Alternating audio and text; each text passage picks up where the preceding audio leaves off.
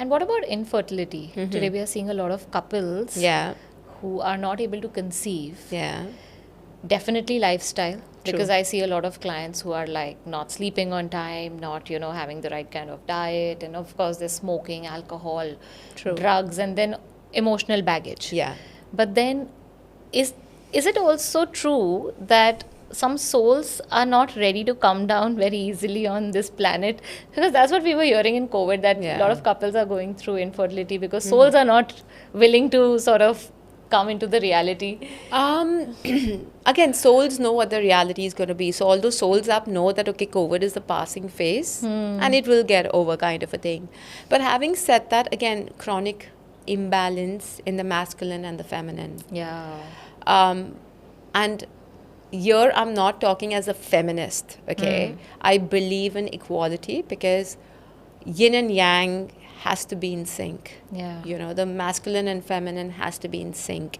In today's day and age, as women, we also go through a lot of imbalance in the masculine energy, and people perceive that just because you're an independent, if you're working, if you're making your money, it's an override of masculine energy. No.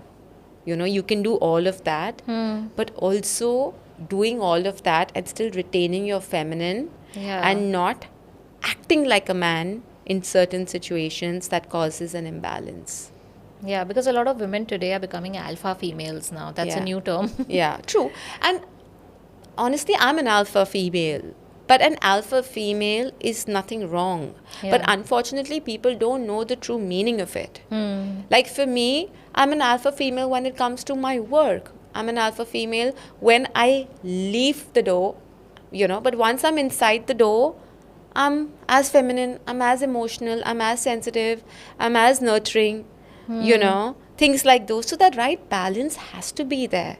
One really needs to know when to remove that cap that you're wearing and leave it on the rack, or when it's like a coat, right? It's like a cape, So my advice to all the independent alpha female women out there is embrace your masculinity, embrace your freedom, embrace your independence. It's a great power to have. Yeah. But don't sleep with it. Don't bathe with it. Don't take it to your kitchen, and don't take it in your personal relationships, because it will create a lot of imbalance, not only in your feminine energy or masculine energy. It will also create an imbalance in the male that you are with, right? Because again, opposites attract and alike repel. So if you are an alpha female with an override of masculine energy and you're with, of course, a man, your over masculine ride will be a threat to him, which means he will override his masculine energy. Yeah. Have you seen that? Yes. I've seen that in a lot of personal Yes. relationships. Yeah. That leads to aggression in any relationship. There's a imbalance. There's constant underlying friction there. That also leads to hormonal imbalance, which is the root cause of infertility. Hormones comes from, again, my guru said this, hormone comes from Horus, which means sun in Greek, which denotes masculine. A moon comes from the feminine energy, hormone. And we both have that. Male and we have the females left both. brain and the right brain, right? Yeah. So again, it's all about your hormones control, your fertility, infertility. What controls your hormones is how you perceive your own self as a masculine or feminine in different situations of your life.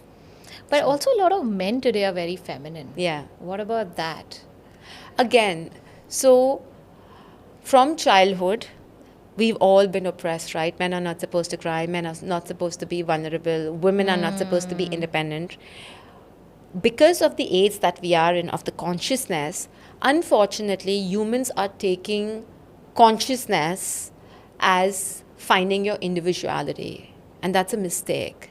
Consciousness is about being aware and staying in your roots so that you can impact the entire consciousness.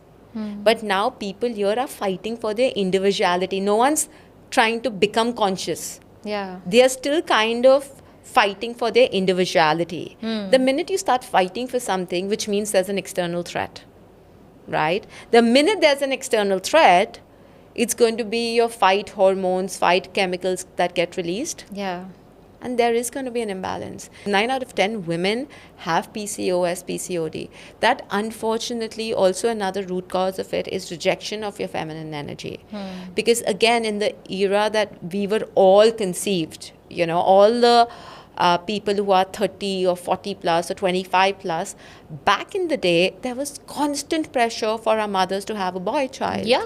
Yeah, my grandparents wanted a boy. Exactly. And they categorically told me Yeah. when I was old enough to understand and sensible enough to comprehend what they're saying, is that we actually wanted to keep a party if it was a boy, but because you were a girl, we cancelled the party.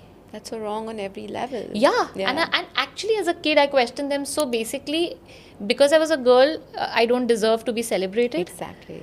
As a kid, I have asked them that question. Yeah. And I always, I mean, obviously I've forgotten now, but maybe somewhere, Now, if anyone celebrates you, you won't be able to receive it. And for the longest time, I never liked my birthday. I used to cry on my birthdays. Because you didn't like being celebrated because someone told you that it's not a nice thing to be celebrated. And I used to cry on my birthday. I never liked to, I liked to celebrate, but I was super sensitive on my birthday. Yeah. I used to find the entire wishing thing very, very awkward. See, that why how are it people manifests. calling me and wishing me? What is going on? And until I was 23, 24, where I met someone who's a family friend who's very spiritual.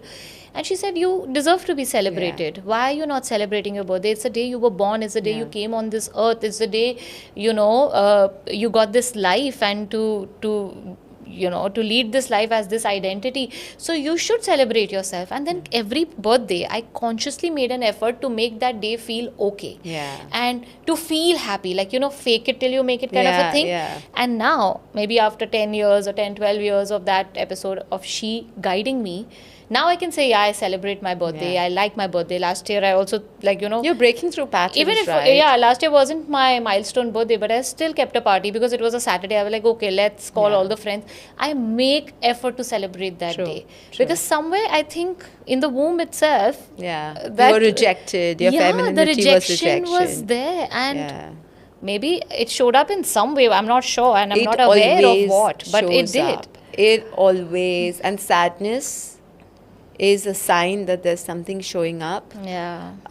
Because it's all getting absorbed, and that's what if we as humans understand our own power of absorption and reflection, we are so powerful. Yeah. We are, as souls, we are so powerful, but we have been sent here to create, but then we are so busy absorbing from other people and trying to clean that kachra after absorbing that we actually forget why we are here. So we are not able to shine our light, and we are blocking all of it On that every channel, level. Every level. We are made up of, apart from everything that I've told you, 1,300 chemicals. Yeah. 7 chakras in our body and another 7 outside our body.